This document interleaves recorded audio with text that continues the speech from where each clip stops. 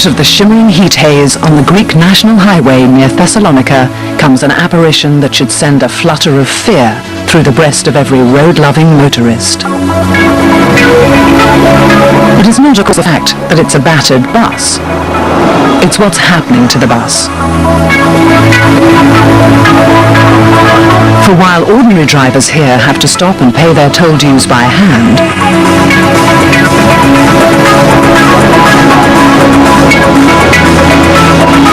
the bus driver is charged as he goes, without taking the slightest pressure off his accelerator. A communication link between his vehicle and the roadside tells him how much he must pay, and he is then automatically charged, electronically. It's the future of our motorways, and it might look easy, but it's not. For it is all over in the blink of an eye, and that creates an extraordinary technical challenge. To produce an electronic toll when there is less than 1/10 of a second to complete each transaction. And not just with one old bus, but with millions of fast-moving cars across several lanes of a motorway. It is a technological project of ambition and complexity. Some scientists are even resorting to an entire satellite system in search of the answer for a universal and workable electronic toll. And there's a race on. Major players in the world of electronics are locked in an intense fight to produce Europe's first fully operational automatic tolling system.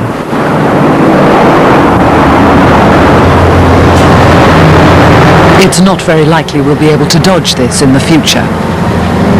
New all-seeing video technology is being adapted to guard these invisible tolls, cameras that monitor the traffic at all times. If we try to cheat the payments, we'll be photographed and fined.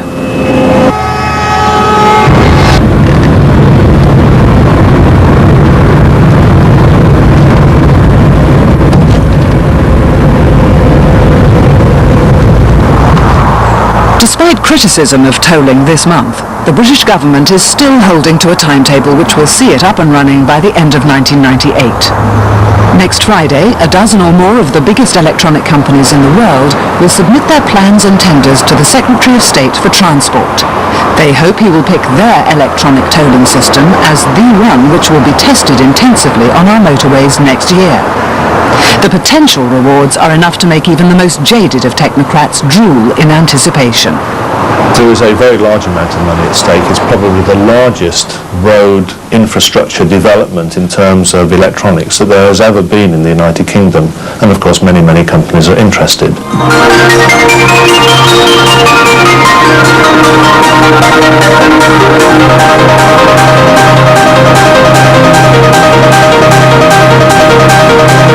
Automatic electronic tolling. And that's only the beginning. For in the future, the motorists may well be told how fast to go, which route they should take, and even the distance they should have between their cars. No longer will motorists be allowed the freedom to make their own decisions.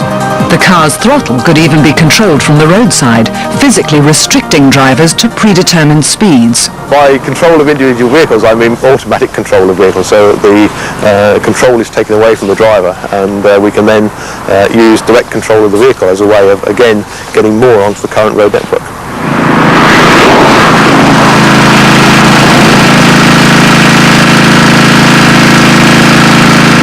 Technology as old as the car is being married to highly sophisticated computer programs to create a massive network of roadside computers which will constantly analyze traffic. The goal is to control motorists continuously as they travel down the highway, automatically lowering driver speeds even before a jam has formed. That way, more cars can be kept moving.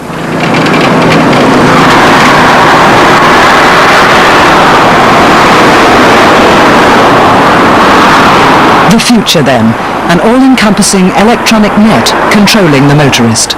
It is the world of the intelligent highway, the age of the automatic autobahn, intelligent, automatic, and very bossy.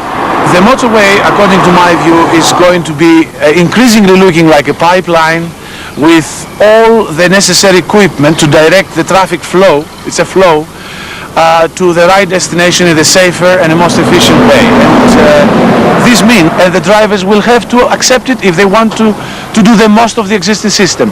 So it won't be very pleasant, I must say, but it will be accepted because there will be no other way. The concept of completely free travel on roads is relatively new. Until the beginning of this century, most decent roads were tolled. Paying was the norm, not the exception.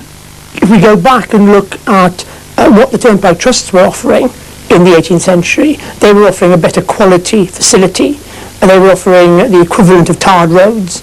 They were looked after, and you paid a toll because you could then move along them faster than you could along the rest of the roads, or the tracks, which is what the rest of the facility was. Travel was never cheap. Only the well-off could use the tolled road because they were charged a fortune for the privilege. A trip from London to Norwich in 1789, for example, cost £5, or about £300 at today's prices. So the exorbitant tolls were highly unpopular. In 1843, a series of carefully planned assaults in Wales, known as the Rebecca riots, saw local men, colourfully disguised in their wives' clothes, attack and demolish toll gates.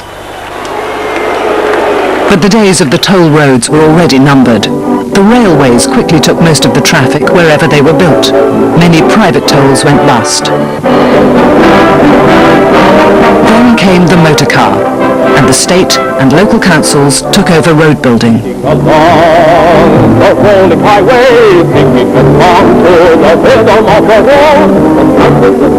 the 1930s, private tolls were rare. The motor car was free, untrammelled, untolled.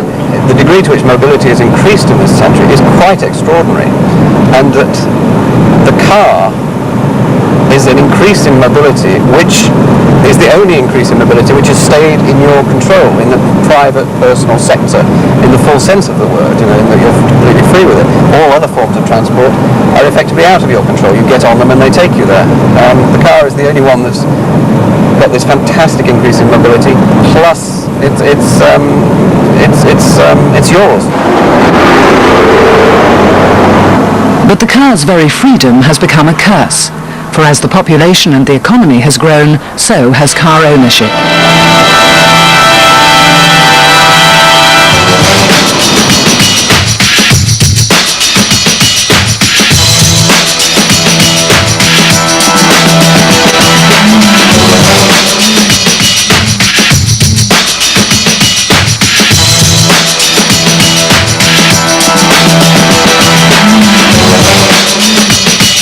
In 40 years, the number of cars in Britain has more than quadrupled to over 25 million.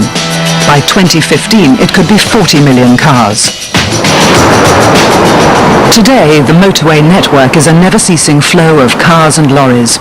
As soon as a new road opens, it fills up with more cars. Take the M25. Opened by Margaret Thatcher in 1985 amid the usual fanfares, the M25 was designed to carry 80,000 vehicles a day. It is now groaning under the pressure of over 200,000 cars per day. Partly it's this congestion which is driving us towards a new era of the tolled road. Tolls on the motorways are seen as one way of rationing road space, though some experts believe they may end up being just another way of raising revenue. What is crystal clear is that in an age of pay-as-you-go, it won't be ordinary toll booths, but automatic electronic tolls. Here at Dartford, where the M25 crosses the Thames River, there's been a bridge toll for a few years. But some drivers pass through automatically. They have a special electronic tag attached to their windscreens. Inside each tag is an integrated circuit with a memory, an antenna and a battery. The antenna picks up a microwave signal sent from a roadside beacon at a frequency of 2.45 gigahertz. The tag returns the signal, but only after the frequency has been changed slightly. And because there are an endless number of signal patterns, each tag produces a unique signal. This unique signal relates to a numbered account held by the driver with the toll operator. Every time the beacon picks up the signal, it docks the driver's centrally held account. As long as the driver's account is in credit with the toll operator, the tag allows him to pass through freely. One major trouble with this system is the shadow of Big Brother. Every time the driver passes through, a record is produced in the centrally held account of the precise time and the date of the driver's movements.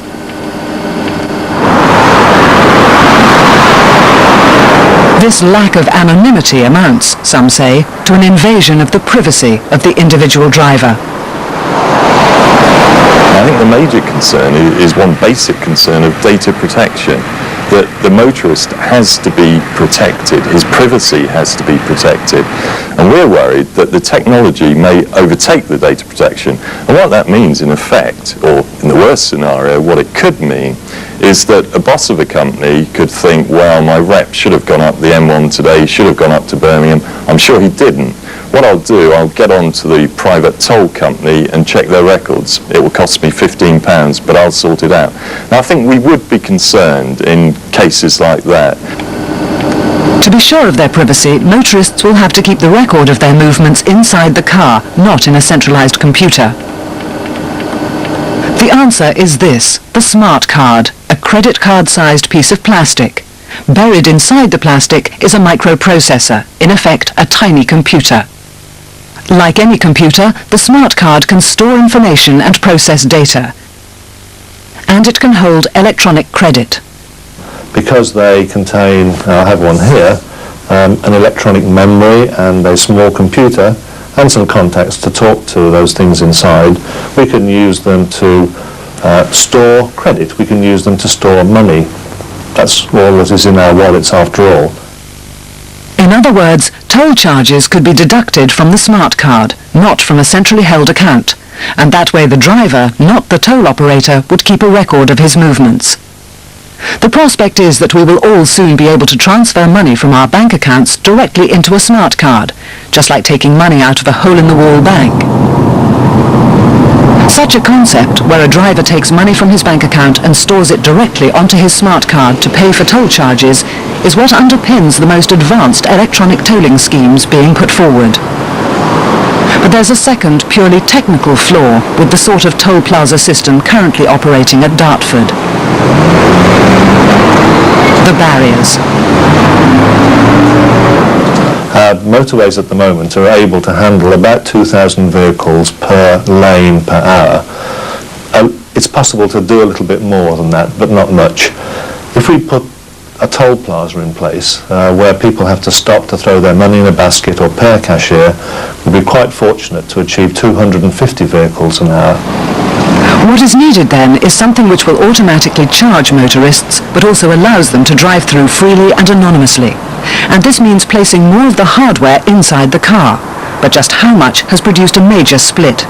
There are those systems which use onboard computers for deducting cash from a smart card, but which retain a roadside beacon.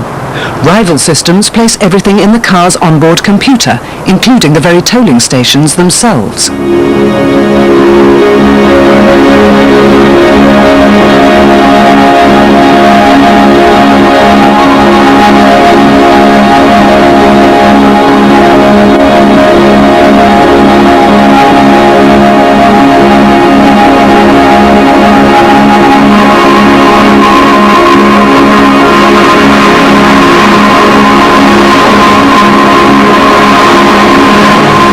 This is Germany, the country which invented the modern autobahn, the only place left in Europe where hairy-chested motorists can let rip and drive as fast as they like. Surely here in Germany, the motorist is still safe from the introduction of electronic tolls and smart cards, controls and regulations. Wrong. Germany faces the same unhappy prospect of traffic congestion as Britain. The prediction is that by 2010, car ownership will reach nearly 50 million, roughly 2 cars for every 3 Germans. And being German, doing something about this problem is being taken very seriously indeed. So, Vorgaben für heute, ganz einfach, das was auf Ihrem Blatt mit... So the tasks for today, quite simply, what you see on your sheet of paper. Travelling speeds between 80 and 140 kilometers per hour. After every circuit, change lanes if possible. Begin with the right-hand lane, second circuit in the middle lane, third circuit in the left-hand lane. Use the left-hand lane only so far as it is possible within the set speed limit. Dann Action. Kann losgehen.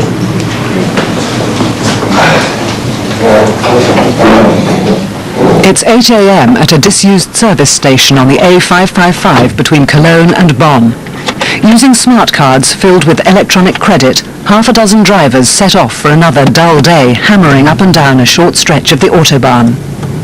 They are taking part in the biggest electronic tolling experiment in the world, £18 million worth, funded by the German federal government and aimed at introducing automated tolling by 1998. We are currently travelling at a speed between 100 and 140 kilometers per hour. At these speeds we can travel happily with the rest of the traffic.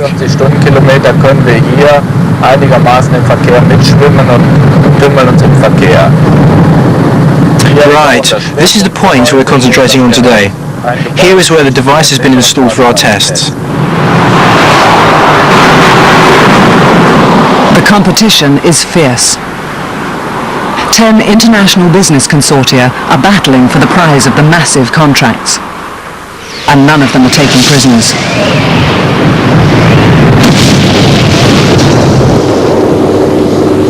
And it's desert warfare, surprisingly, which has provided the inspiration to the most futuristic tolling system. It looks to the United States Defense Department for its key hardware. During the 1991 Gulf War, tanks and armoured vehicles were mobilised across great swathes of desert with extraordinary precision. They were directed using America's most advanced satellite initiative, the Global Positioning System, or GPS for short. GPS combines simple trigonometry with a network of 24 satellites circling 11,000 miles above the Earth. Given a precise time setting and creating a triangle between 3 satellites, it is possible to locate any position on Earth to within a few feet. The satellites orbit the Earth in a prearranged pattern, creating a kind of shield. There is neither a single moment in the day nor a place on Earth that is not being surveyed by at least 4 satellites at any one time. GPS also has the computer capacity to deal with hundreds of millions of positioning requests simultaneously. And it's this capacity to cope with so much information at once that has led a German telecommunications company, DT-Mobile, to propose satellite technology as the key to the most radical charging system yet devised. By fixing an antenna onto a car to receive the GPS signals, it is now possible for the car to know where it is at any given moment as it travels down the motorway. DT-Mobile have also loaded into the car's transponder a database. This database consists of a whole series of groups of geographical reference points, longitudinal and latitudinal, along the Autobahn network. A group of 6 or 7 of these reference points, all in a row of about 100 meters, represent a tolling station area, in effect an invisible toll plaza through which the motorist passes as he drives along the tarmac. It is like entering an invisible tolling tunnel. The toll is then deducted from the driver's smart card as soon as he leaves the tolling area. Wir empfangen zurzeit hier im Fahrzeug laufend. We are constantly receiving position signals here in the car from the GPS satellite. These are processed in the receiver and give a position, the current position of the car. Die aktuelle Position des Fahrzeuges. Right, we've just heard the bleep, which tells us we have just driven into a tolling station area. We can also see that on the display. The word toll appears. That means the GPS position data taken at that point is being compared with the database reference points. Positionsdaten dort mit den Referenzpunkten verglichen werden.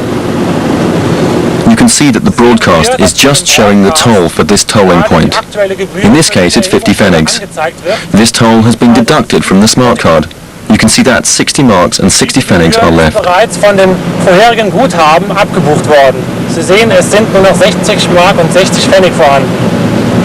The money deducted from the driver's smart card is stored in the car's onboard unit and later sent to the toll operator via the European-wide cellular telephone network known as GSM. It's like having an onboard gas meter, only the meterman collects the money via the telephone. DT Mobile believe their system has one huge advantage over a number of rival systems. The satellites are already up there, just waiting to be used. The downside is that they don't own them. The Americans do, and that could be expensive. And this is why a group of researchers in Newcastle are confident their rival electronic tolling concept has the edge. For the Sky for their solution to electronic tolls, others have adopted a more down-to-earth approach.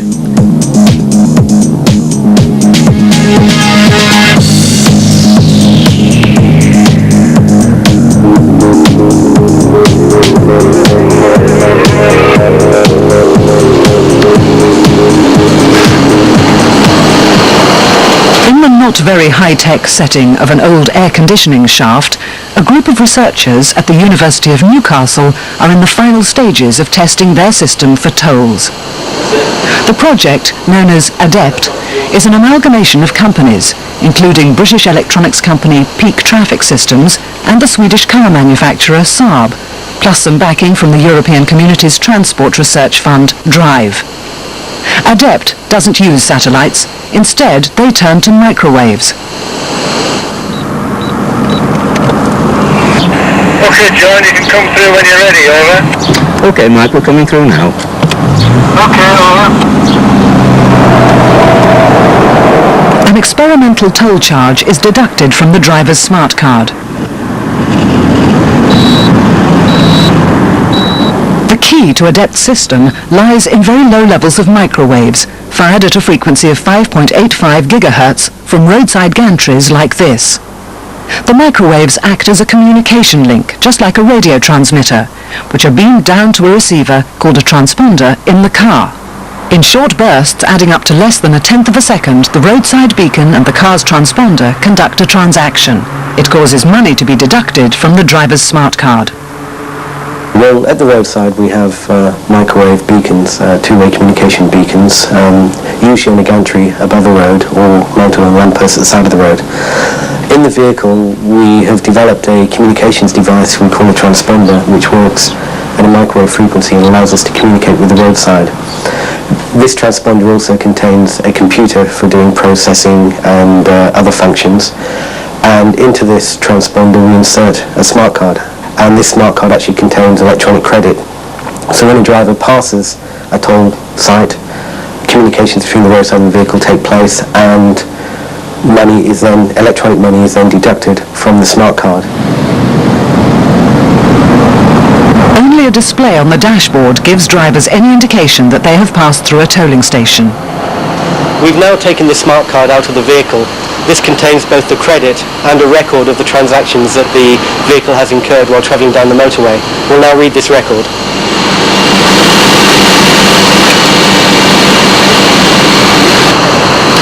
What we have here is a record of 6 transactions held on the smart card, showing the date of the transaction, the time when it passed the beacon ID, the original balance, the time when it passed the second beacon, the final balance, and the charge. And on the current smart cards we have, we can hold up to about 50 records on the smart card. The new versions of smart cards, which we are beginning to use, we can hold about 200 records. So it's a sort of personal electronic statement for the driver. So he has a personal record of the charges incurred and of his trip. This record does not exist at the roadside, so as far as he's concerned, his travel is anonymous. Anonymous and expensive. But there's a world of difference between a test track in Newcastle and a live motorway teeming with traffic.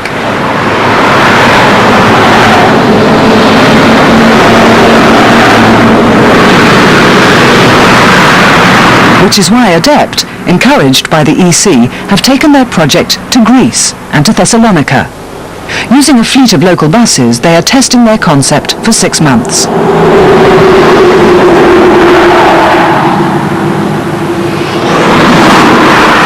An overhead gantry has been installed with 3 microwave beacons, one for each lane.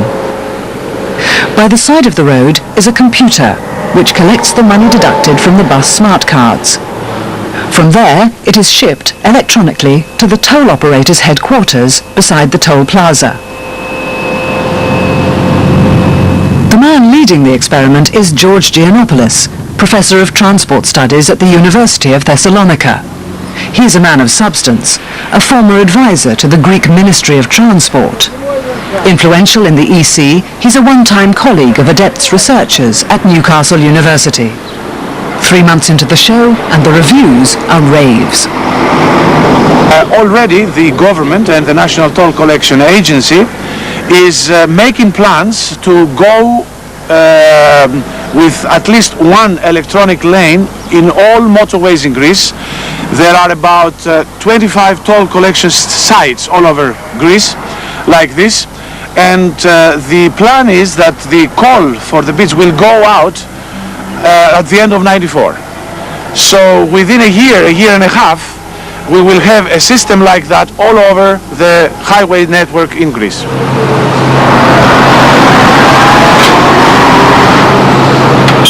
The decision by the Greek government to go ahead with a microwave-based electronic tolling system represents a real feather in the cap for ADEPT. For it may give them an edge over their rivals in what has become a fiercely contested market, an edge that ADEPT cannot resist talking about. I do believe that the short-range communication approach that we have implemented is a good approach. It's the one that's being considered by many countries and by many potential installations, and we feel that's the way to go. DT Mobile, however, are still strongly in the running, claiming their satellite system is much more flexible. Within this section of the motorway, we have set up a total of 4 different tolling points. This simply illustrates that we can do more than we actually need to. Other systems would need to construct 4 bridges here if they wanted to run so many tolls. And the reason we can do this is that we're using the GPS system. With the GPS system and the GSM system, we can always communicate and determine the position. And what's more, we can do it at any location. And that makes us different from nearly every other system. Kommunizieren und die Position bestimmen.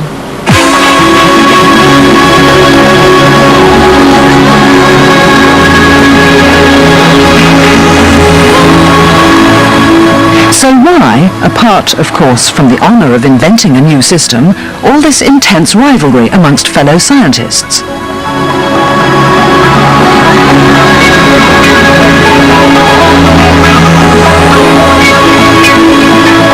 The answer is in the money.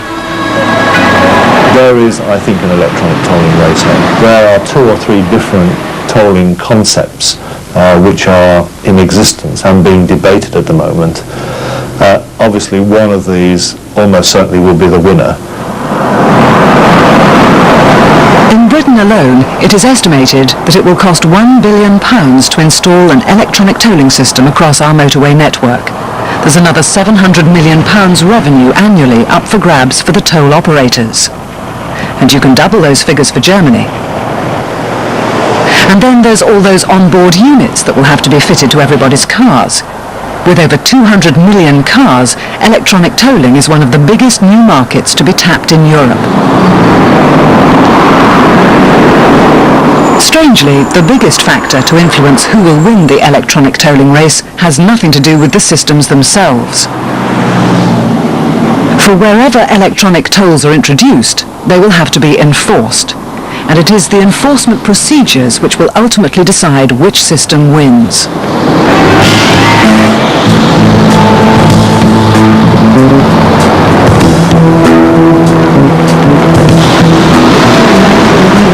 The cloud on the horizon for would-be toll operators is an age-old one, human nature. For nobody has yet managed to fully solve one problem: how to deal with the cheats, the can drive, won't pay people. Trondheim, Norway. Since 1991, Trondheim has been encircled by an electronic tolling system. 12 toll gates guard entry into the city. Only 2 are manned. The system chosen is similar to the dart tags and microwave beacons used at the Dartford River crossing. Every driver has an electronic tag in his car. But there's one difference.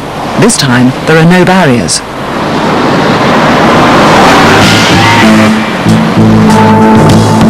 Human nature being what it is, there are always those who look for ways of avoiding paying. In this case, by sneaking round the unmanned electronic toll gate.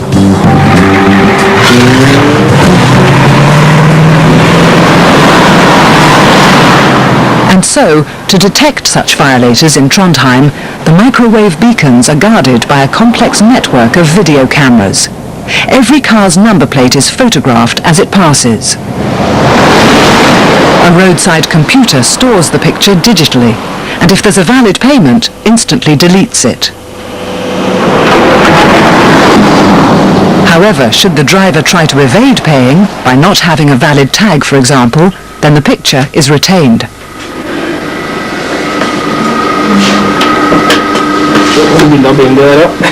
The next day, the toll operators evaluate the photographs on computer screens.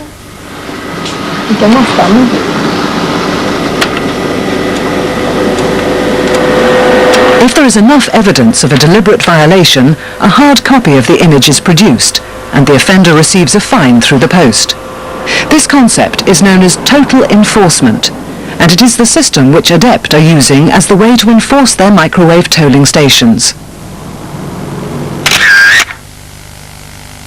Of course, people still try and sneak round the system. Trondheim has assembled a rogues gallery of would-be cheats. People hiding their number plates, people pretending to be on tow, people even trying to reverse out of the toll station. Nearly all are eventually caught. But it's that very effectiveness which highlights the major drawback of total enforcement. There are 50,000 passings here a day. Huge amounts of data must be processed to ensure nobody is falsely accused of evasion. Of course we can read a wrong number. It happens. And we have about, it could be about up to 1,000 pictures during a day. But all pictures of public transport, they are deleted at once. Some pictures are, well, doubtful. We are not quite sure about the license number. It's also deleted. So we're coming down to about 65, 70, maybe up to 100, which is really illegal passings. How would total enforcement cope with Britain's projected 40 million vehicles? And on your question, 40 millions, I would say I'm glad I'm not involved in that question today, but of course it must be arranged in some way or another. And that may be the Achilles heel of the catch-every-cheat concept proposed by ADEPT. Millions of people use the motorway network daily. Total enforcement would produce hundreds of thousands of pictures of possible violations. Each one would have to be checked.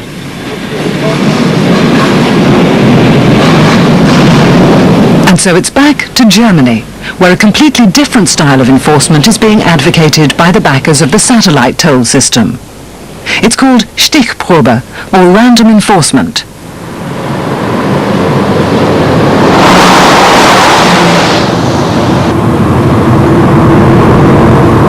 And this is what it looks like. Mobile units like TV licensed detector vans buzzing the motorways, actively hunting down violating drivers.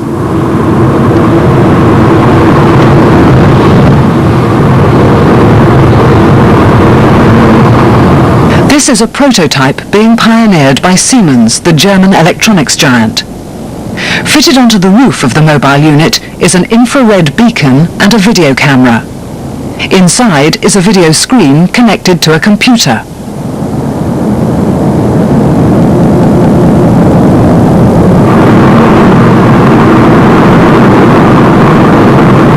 The mobile unit would approach a driver at random. The infrared beacon locks onto the car's onboard unit and interrogates it, asking whether it has paid the latest toll. If the answer's no, an image of the car's number plate is recorded.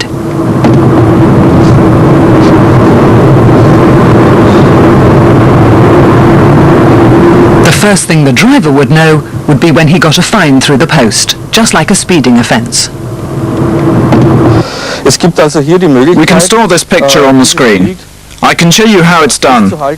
We now have a picture of the car stored with its license plate. If you think you can hide, you may be wrong. The license plate can be electronically enhanced. Zum Beispiel hier. Könnte hier der Kontrast. Okay, you see here the contrast can be sharpened. Then we can increase the brightness. We can also make the image a little brighter. So now you can see that the license plate is legible even though it can't be read. It's too dark. The electronic enhancement makes it possible. But inevitably there are those who argue that random enforcement has the same flaw as random radar speeding traps. They are simply not an effective deterrent. The problem with a random system is that it gives people perhaps the thought that they might be able to get away with it. It might not happen to me, it might happen to the car in front of me, it might happen to the car behind me, therefore I will take a chance. What we're really after is convincing motorists that it isn't worth taking the chance. It's too early to tell whether the overwhelming flexibility of a satellite system will lose out to the fixed microwave toll station systems. Whether governments will want to catch all the cheats, as with the fixed system, or only some of them. But whether we start seeing vehicles like this, or whether we get spy cameras all over the motorways, is only likely to be sorted out once we start our own programme of electronic tolling tests later next year. One thing, though, is pretty certain. As traffic volumes mount, motorists will find technological changes will be affecting more than just their wallets and purses.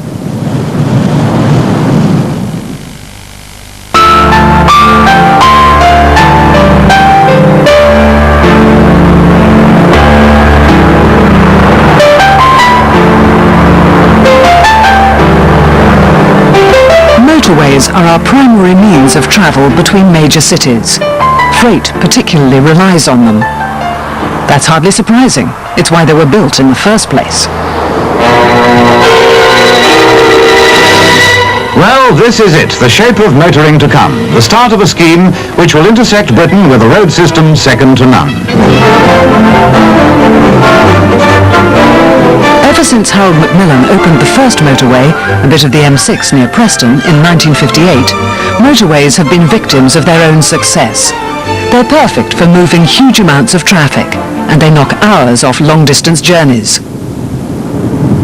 As a result, today we use motorways more frequently than any other class of road. The 2,000-mile network comprises 3% of Britain's roads, and yet they carry more than 15% of the country's daily traffic. All of us are driving more as well. The latest figures show that the average mileage per person has risen 60% to 5,000 miles each year. Collectively, it adds up to a stupendous 411 billion miles per year. Parts of the motorway network now suffer from a thrombosis, a clogging up of vital sections that threaten to bring the entire system to a shutdown. The spectre of just such a crisis is causing traffic controllers to look to new technologies for ever greater control over motorists.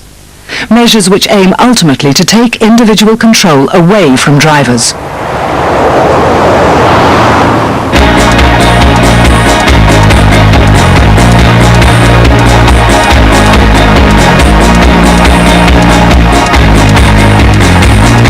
Seen at 5 times normal speed, traffic merges into a flow. At volumes like this, the slightest random decision can have enormous repercussions for thousands of other drivers. The individual driver is now the troublemaker.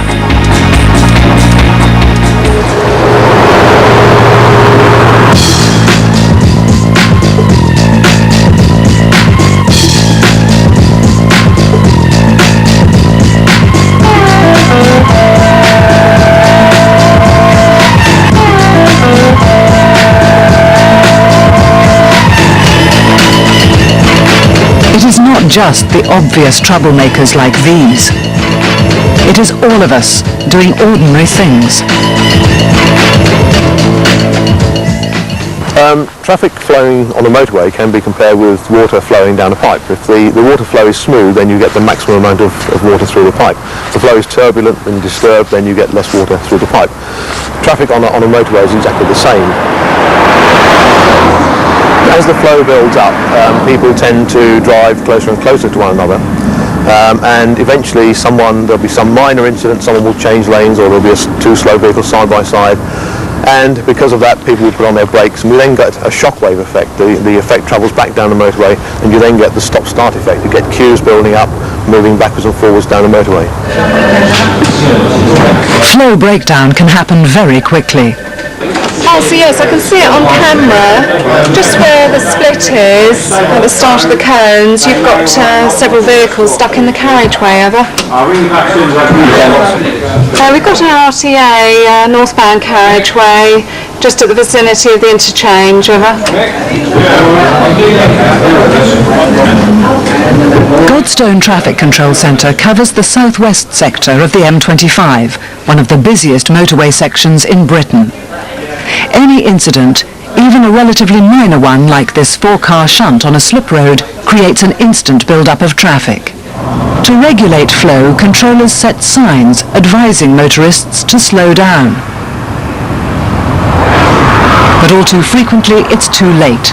Someone's braked too hard, another is slowed to have a look, someone else is going too fast, and the traffic jam has already happened.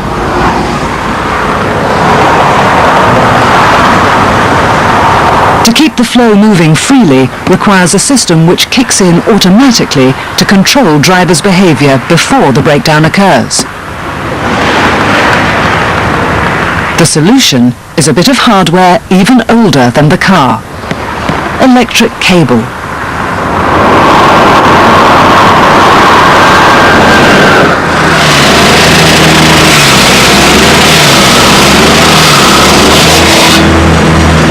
Here on the M25, road engineers are attempting to control, from the roadside, how we drive. A scheme called Midas has a series of cable loops, known as loop detectors, being buried into the motorway carriageway, one set for every lane, and at intervals of 500 metres. The cables are connected to small computers sited by the roadside, which analyse the length of time a car takes to pass over them. In other words, the loop detectors can work out if a queue is forming. Midas will link up all the loop detectors into a single network. Then it will automatically set mandatory speed restrictions as soon as it detects that a queue has developed. A 12-month experiment begins in April to determine whether it will work in practice. But this is just the beginning. Midas detects queues and sets signals to warn drivers of the queues. What we're trying to do with dynamic traffic management is to prevent the queues forming or prevent the flow breakdown occurring. The same detectors that are used for Midas are also being used to measure the speed of vehicles, to measure the flow in the various lanes. And by analysing the traffic conditions on the motorway, we hope to be able to determine when the flows are approaching the point when flow breakdown will occur. When we reach that point, we aim to set signals on the motorway which will reduce the speed of traffic.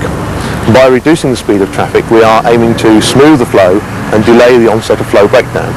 If the flows continue to increase, then we can set a lower speed of 50 miles per hour instead of 60 miles per hour and further control the traffic, so again delaying the onset of flow breakdown.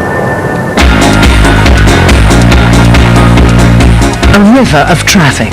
Thousands of individuals collectively travelling down motorways, all directed by an intelligent highway system, automatically controlling the system. But there's a problem. All too often, many of us ignore traffic flows, especially speed restrictions. Traffic engineers believe there is only one way to deal with this: by force and by fines.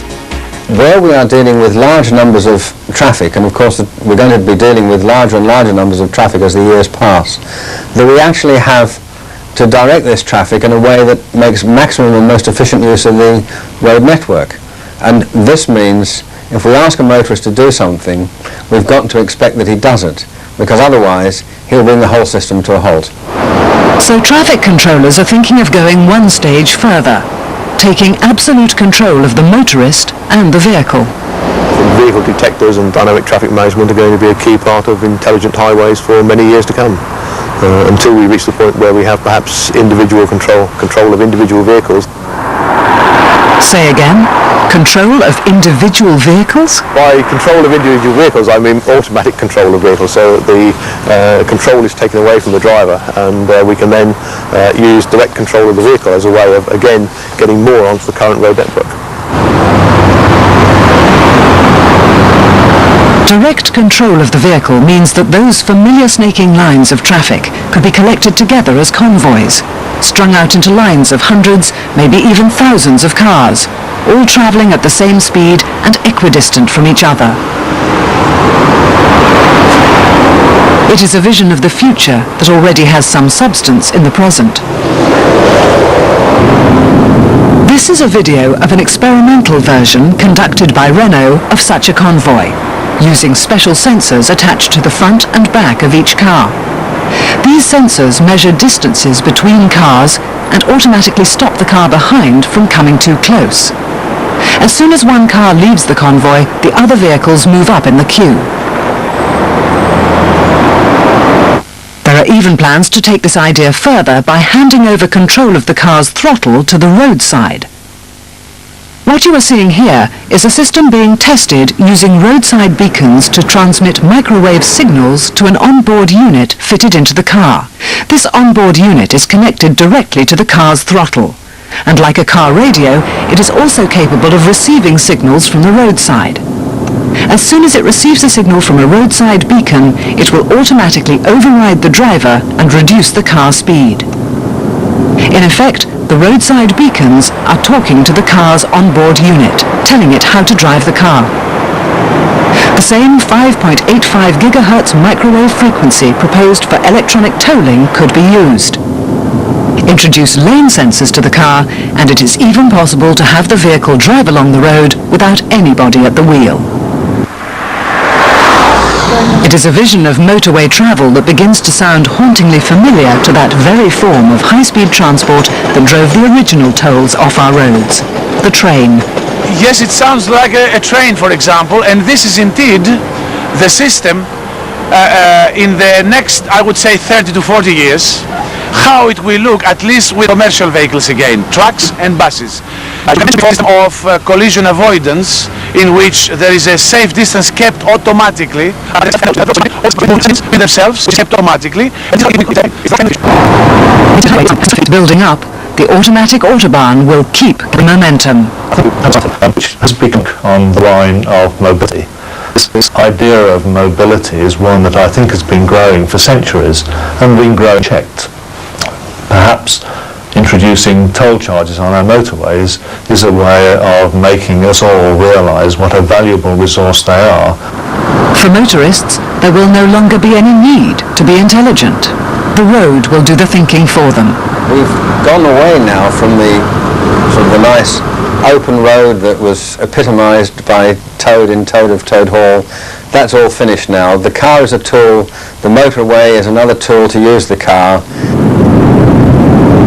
No, it's definitely the end of an era. I'm absolutely convinced that the era of the car as we have understood it, which is as a kind of as the liberating force of the thing that allows us to go where we want, the thing that is always outside our house to take us where we want to go, the sort of private, utterly private form of transport, I think that's over.